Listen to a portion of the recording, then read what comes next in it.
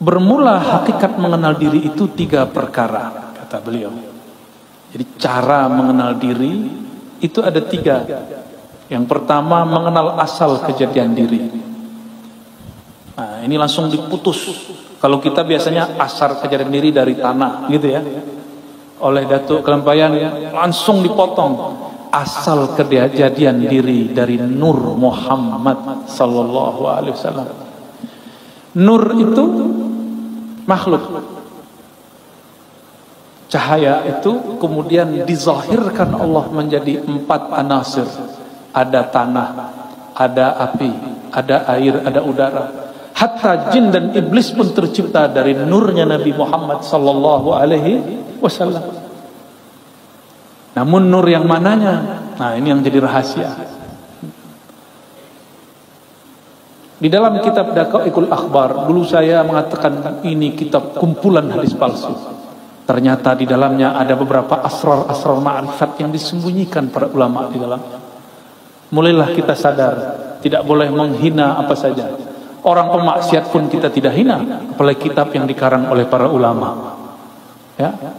Di Daqaiqul Akhbar disebutkan di alam ruh, di saat seseorang memandang kepada Rasulullah, jika dia memandang kepada kepala Rasul, maka dia nanti di bumi akan jadi pemimpin. Jika dia memandang dadanya Rasul, dia nanti jadi apa? Mandang tangannya Rasul, nanti jadi apa? Sudah disebut. Maka semua pekerjaan kita ini itu hanya ulangan dari apa yang kita pandang dulu di alam ruh. Saya duduk di sini, guru-guru ada di sini, jamaah ada di depan. Semuanya menunjukkan apa yang dulu pernah kita lakukan di sana. Cuma mengulang. Bedanya dulu ruh itu tidak laki, tidak perempuan. Sekarang kita jadi laki, bukan perempuan. Ada yang perempuan, tidak laki-laki. Jadi bagaimana cara mengenal diri yang pertama? Kita harus mengembalikan bahwa diri ini berasal dari nur Nabi Muhammad sallallahu alaihi wasallam. Muncullah di situ kalam-kalam ilhami qudsi. Lagi-lagi seperti tadi, ini ilham yang didapat oleh para wali-wali. Mereka mendengar Rasulullah bersabda di alam rohani, Al-alam minni wa ana minallah. Alam dariku, aku dari Allah. Maksudnya aku dari hembusannya nafas Allah subhanahu wa ta'ala. Ternyata di kitab Sirrul Asrar pun disebut, yang dinisbatkan kepada Syekh Abdul Qadir Al-Jailani, Al-alam minni wa ana minallah, dan sejenisnya. Ada kalimat-kalimat sejenis ini.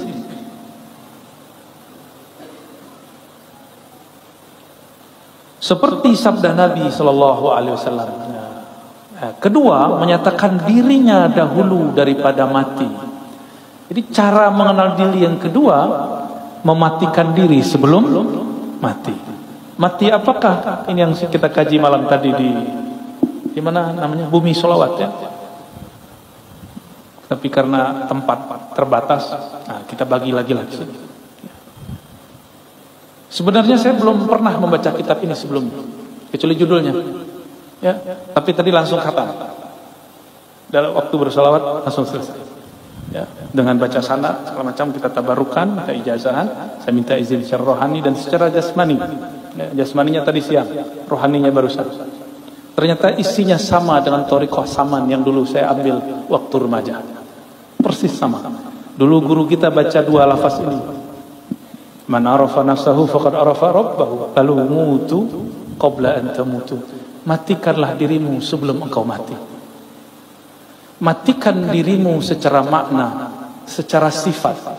Jadi diri ini tubuh.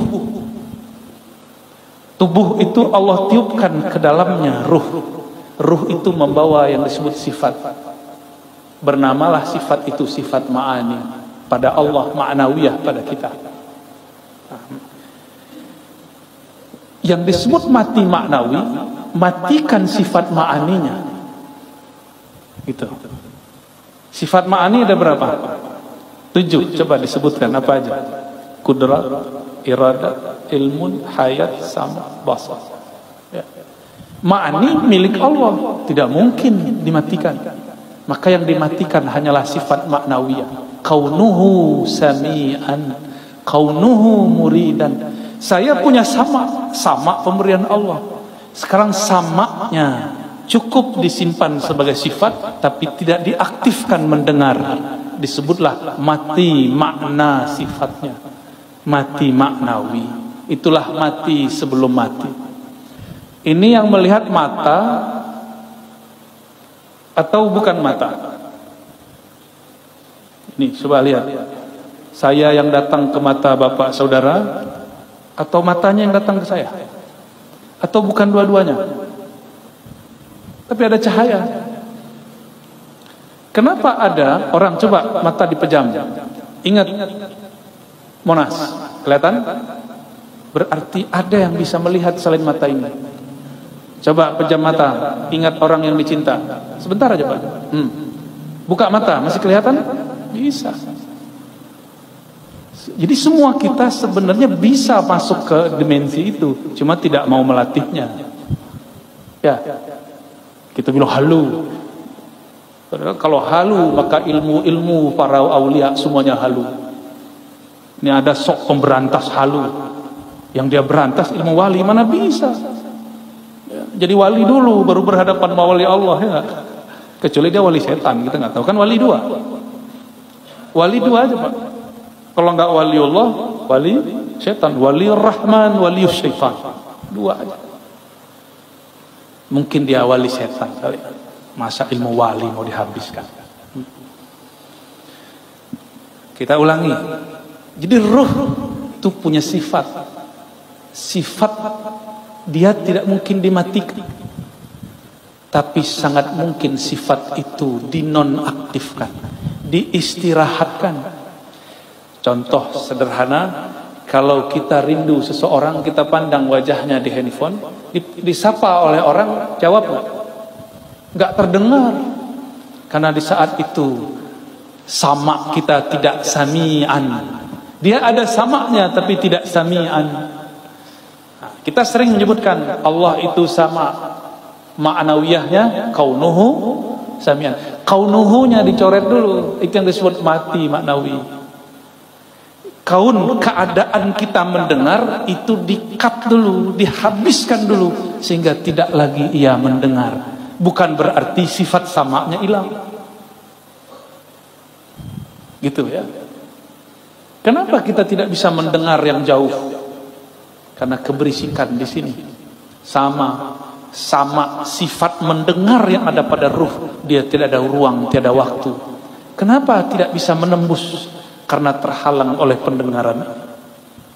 Nah, pendengaran ini, pandangan yang ini, lisan yang ini, kudrat iradat yang ini yang harus dilebur dulu. Itulah mutu, matikanlah maknawiyahmu sebelum engkau betul-betul mati secara tabi'i ataupun hissi. Itu maknanya ya. Mutu qablaan tamutu. Ini boleh disebut dengan ruknut tariq, rukun tariqah. Nomor 2 itu. Coba kita lihat kalam beliau. Bermula setengah daripada mematikan diri itu seperti dikatakan dengan lidahnya dan diiktikadkan di dalam hati.